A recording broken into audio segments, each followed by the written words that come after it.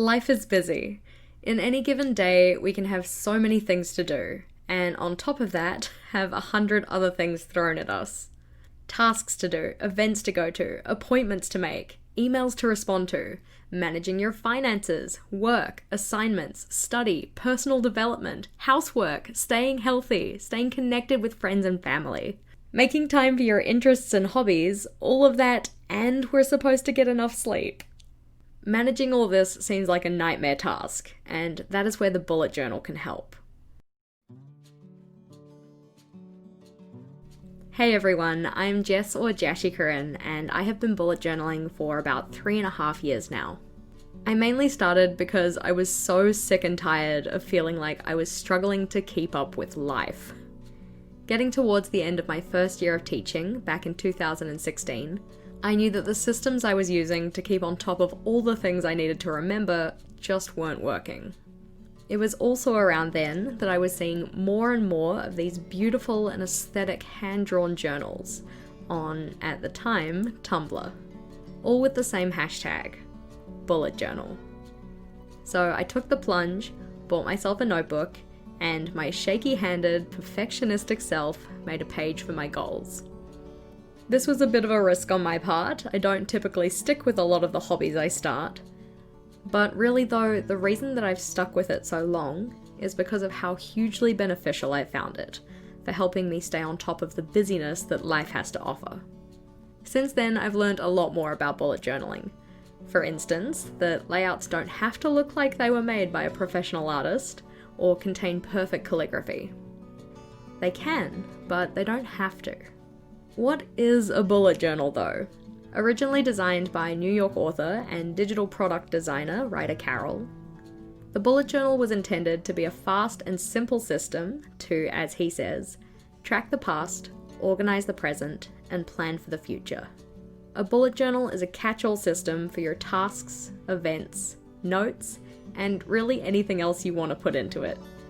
Since sharing his system back in 2013, and now with over 5.5 million related posts on Instagram, bullet journaling has only increased in popularity, mainly due to its flexibility. Not only for the organization and productivity side, people also use it as a creative outlet to set, track, and achieve their goals.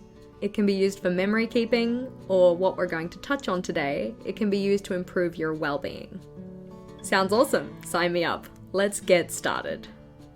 Well, you're gonna need some equipment, mainly 1, something to write in, and 2, something to write with. Additional equipment that some bullet journalists like to use, myself included, include things like a pencil and eraser, a ruler, coloured pens and markers, and some people also like to use decorative elements like washi tape. These aren't essential though, all you really need is a notebook and a pen. In terms of notebooks, although the most commonly used ones for bullet journaling are the dot grid, like the one you see here, any type of notebook will work, including those with plain, lined, or regular grid paper. My preference, and the one used in the original bullet journal system, is the dot grid though. Similarly, any pen will do. Most people tend to go for black pens, whether they be ballpoint, fine liners, or felt tipped. Once you have your equipment though, it's time to set up some pages. The 4 main sections of a bullet journal are the index, future log, monthly log, and daily log. The index is essentially the contents page for your journal. Here you list the pages you have and the page numbers they can be found on. The future log is an overview of the events and appointments you have coming up in future months, while your monthly log shows the same for the month you're currently in. In the original bullet journal system, this also includes a list of tasks to get done that month, written as a list of short bullet points, thus the system's name. The daily log is the section for your day-to-day checklists, which is done via rapid logging. This is the name given to writing checklists by using different bullets to show the type of information in that bullet point. So using the original key, a task is a dot, an event or appointment is a circle, and a note is a horizontal line. There are some other symbols that are commonly used, for instance signifiers, like an asterisk to show an entry that is particularly important, but those are the 3 main ones. These 4 sections, the index, future log, monthly log, and daily log, are called collections, or groupings of related data. For these ones, mainly related by time frame. Beyond the original system though, there is a huge range of other collections that people commonly use in their bullet journals. Whether those be trackers for habits, productivity, health, self-care, or study. Other logs such as weekly logs, mood logs, those for meals, gratitude, or reading. And then other lists including shopping lists, wish lists, packing lists, or other collections of things to do. The flexibility of this system really allows you to make it your own. I mean, of course, it's flexible. You're starting with an empty notebook.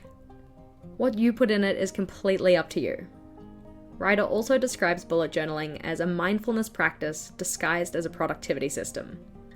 It's designed to help you organize what you need to do while you remain mindful of why you're doing it. Include the things that will be of benefit to you. Leave out the ones that won't.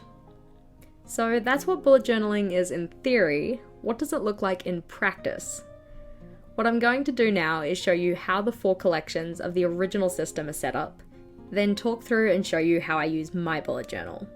To finish, I'll also give you an example of a quick and easy weekly spread, which is a collection used by a large portion of the bullet journal community. Before we jump in though, I do just want to offer a quick disclaimer. There is a huge variety in the ways people bullet journal. A lot of people stick strictly to the original system, which is very much more minimal, while others use their bullet journals also as a creative outlet, which often means it involves a lot more artistry. Both of these and anything in between is perfectly fine as a bullet journal. What I'll be showing here though is the original system and how I do mine. For more inspiration and other styles though, social media can be an excellent resource. Just be wary of getting caught in the comparison trap. Looking at the collections from the original system, we'll start with the index. Normally this would come at the front of your notebook and can be set up by simply titling the page Index. This is populated as you fill your journal with the page numbers and titles of the pages you include. Up next we have the future log, which is formed by dividing each page into 3 rows. Each section is titled with a month. Which month you start with is up to you. Given that I'm currently filming this in May, meaning that my monthly log will have all the information for May, I would start my future log, which is designed for looking ahead, with June. Once it's set up, we add those pages into the index. Remember, this layout is how the original system is set up. There's a lot of different ways you can set up each one of these collections. For the monthly log, both pages of the spread are titled with the month's name. On the left-hand page, the numbers for each day of the month and the initial for each day are written out along the edge of the page. Each of these rows are used to write down the events and appointments that are happening on each day. The page on the right is a space to write out anything that needs to get done that month, a monthly task list. Again, both of these are added to the index. Up next we have the daily log, which is set up by writing out the date and then adding entries using rapid logging. Those short sentences or descriptors that follow a suitable type of bullet. Entries of particular relevance can be shown with signifiers, for instance important ones with a little asterisk. Once the day is over, you write out the date for the next day and do the process again. Typically people don't include the pages for their daily logging in the index, but this is your bullet journal, so that is completely up to you. As I said, Ryder describes the bullet journal method as a mindfulness practice, and this is most relevant when it comes to migration. Migration happens when you're setting up for a new month, and involves you setting up another monthly log and looking back at any of the open tasks, the ones you haven't completed, in the month just gone. Going through each of these and reflecting on whether they are still relevant, whether they're worth your time, whether you still want to do them, and if so, when, is a small but helpful way of weeding out the things that are time wasters and distractions from what you really want or need to do. In the original system, completed tasks are crossed out, ones being brought into the new month are migrated forward, those which are getting put off to a future month are scheduled and added to the future log, and those which aren't needed anymore are struck out. Bullet journaling is very individualized, with the original system being only one way to do it. From my bullet journaling practice, this can be broken down into what I do daily, weekly, monthly, and roughly every 6 months, which is how long my bullet journals tend to last.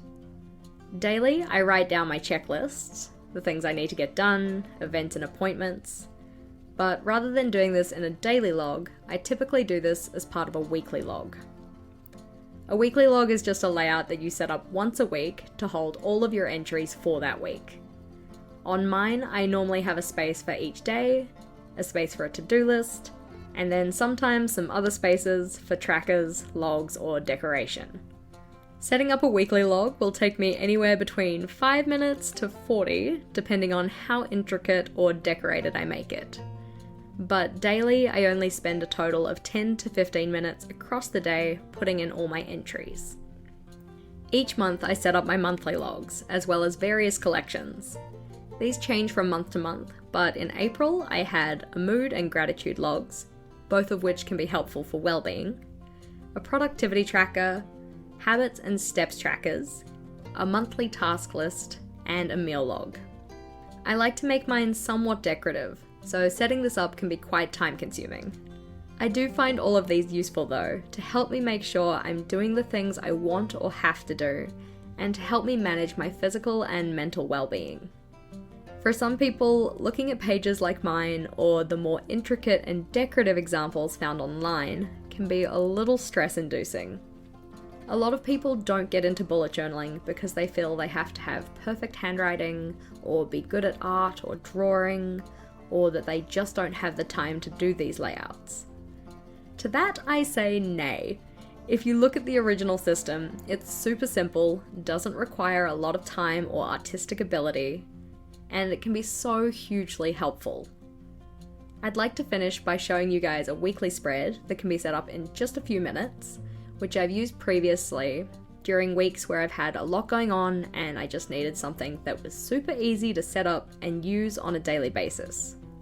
All it involves is separating each page of the spread into 4 sections and then titling each with the day of the week and a space for notes. I don't want bullet journaling to be another source of stress for me. I want to use it to help me manage this. Keeping things super simple and stripping my system back to the basics are some of the ways that I find can help when I get a little bit too overwhelmed. I love having different trackers and logs in my journal, but if things get too much, a layout like this can help bring me back to what I want my bullet journal to do for me. Be that catch-all system for my tasks, events, and notes that helps me manage some of the stresses that come with life. Along with simplifying my spreads, using things like mood trackers and gratitude logs, and the process of migration in my journal, there are a few other things I do to let my journal help me with my well-being. One of these is reflection. As you likely know, reflection can be a super powerful tool if used intentionally. I aim to do intentional reflection on a monthly basis as part of my migration process. This involves considering my successes and challenges from the past month, ways that I can improve when moving forward, my intentions for the month coming, and what spreads or layouts in my journal might best help me with that. Another well-being tool that can be used with a bullet journal is just that, journaling. Getting your thoughts onto paper can really help you to release stresses and also work towards getting more perspective and clarity surrounding challenges that you're facing. Speaking of challenges, one that I mentioned before was the comparison trap.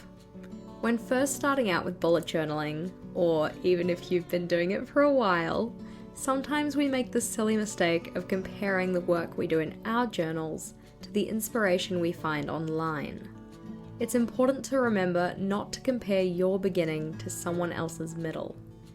The inspiring and gorgeous pictures of bullet journals that we see online are more often than not done by someone who has been doing this for a while and also has probably had at least a little bit of photo editing happen, even if it is just adjusting brightness and contrast. Most importantly though, your journal is yours. It should work for you. It should contain the things that are important to you. It can be artistic, it can be minimalist, it can be anywhere in between. Just make it your own. Hopefully this video has been insightful or helpful for you guys. If you had any questions or were curious to learn more, feel free to find me on YouTube, Instagram, or Facebook under JashiiCorrin. I hope that if you aren't already, that you give bullet journaling a try, because I know it's been so super helpful for me, and if you use the system in a way that's suitable for your needs, I'm sure it can be really helpful for you too. With that said, thank you for watching. If you liked today's video, please do make sure to give it a big thumbs up, and if you wanted to see more from me, feel free to go check out one of my other videos.